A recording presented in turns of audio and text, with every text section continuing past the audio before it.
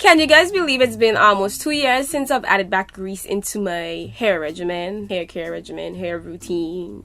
Yeah, when I just started my hair journey, it was a long time ago, I was still using grease, you know, specifically the Dax grease. That's the grease that I grew up on. That's the grease my mom used in my hair. However, just like a lot of you, I stopped using grease for a lot of reasons. In today's video, I'll be talking about the good and the bad that we're talking about me, that I've experienced since I started using grease again. Is grease the reason I've been breaking out a lot or getting a lot of acne? From you wake up every morning, use a winner, yeah.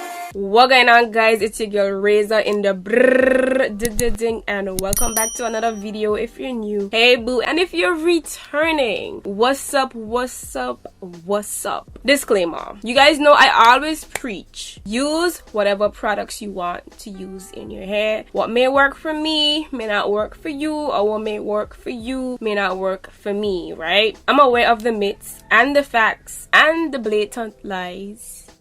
We're gonna talk about the pros. Using grease obviously is very cost effective. Depending on where you live, you can buy a jar of grease for like what, $2.99, $3, $4. Using grease is very cost effective no matter where you live. But if you're like me and you live in the Virgin Islands, you may be paying about $10 for grease, maybe $12. Yeah guys, it's rough in these streets. And it's also accessible. I believe you can find grease almost anywhere in the US, in the Caribbean, maybe the UK, Canada, I'm not sure, but grease is one of those products that you may be able to find in any of your beauty supply stores. On to my next pro. Grease keeps your hair, or it adds to keeping your hair moisturized for days, sometimes weeks, depending on your moisturizing routine. Adding grease to seal the deal for everything, your hair will stay moisturized for days. At least that's what I experienced. This is something that I've recently realized. I feel like ever since I started to use grease again, my hair has appeared to me to be a lot more thicker. Of course, that also plays with the health of your hair, if you're keeping up with your trims or what's not, but this is what I realized. On to my next pro.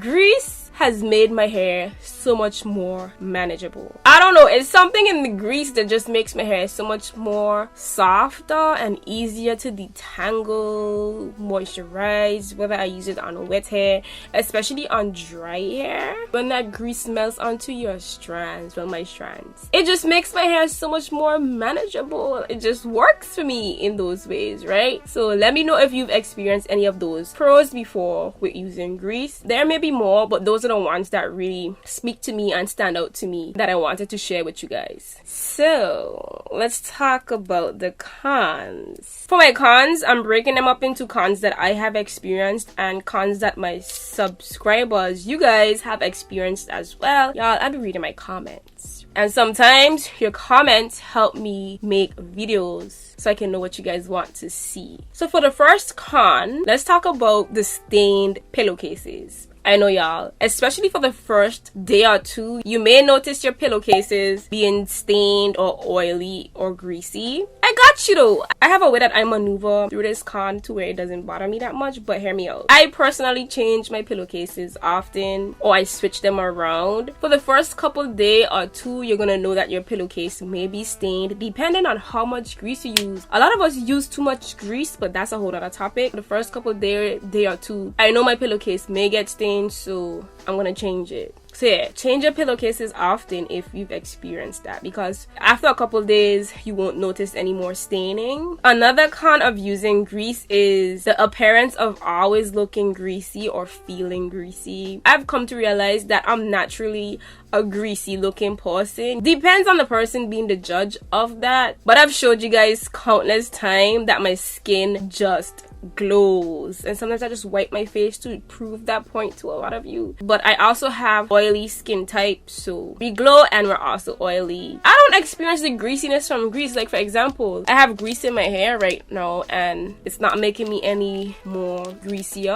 And if I do wear grease, it's styles where my hair is braided or twisted and off of me, so I don't really experience that. But that's a con that a lot of you experience and that a lot of you don't like. For the first couple days, yes, you'll experience the greasiness and the oiliness, but after that you don't really experience that anymore unless you're using too much of it. Let's move on to the next con, which is product buildup. Again, I don't really experience this, but I notice a lot of you experience this. You guys do leave comments such as, how do I wash out grease? Because guys, I wash my hair quite often, and quite often for me is once a week most times, because my wash day routine, my shampoo routine, everything is quite effective and works for me, so I don't experience that. And if you are experiencing that, maybe you need to look for a better shampoo, and that's subjective because sometimes I do double cleanse, or you may just need to add a clarifying shampoo into your regimen, and again, maybe you're using too much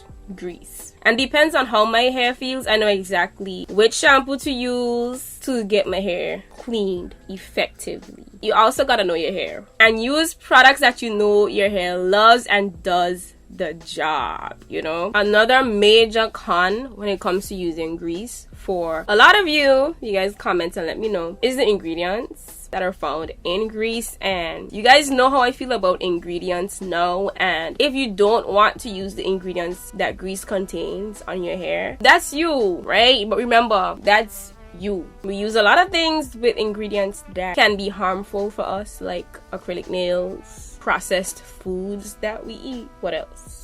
The ingredients in grease can be considered bad for a lot of people, and if you're one of those people, then you don't have to use it. So let's address the elephant in the room, because I have been getting a lot of comments, especially mean comments, that I have been deleting and blocking people because I don't do negativity online and I don't do it in person, so that's just what it is. I wanted to address the acne. I've been getting slick comments from you guys as well, my subscribers.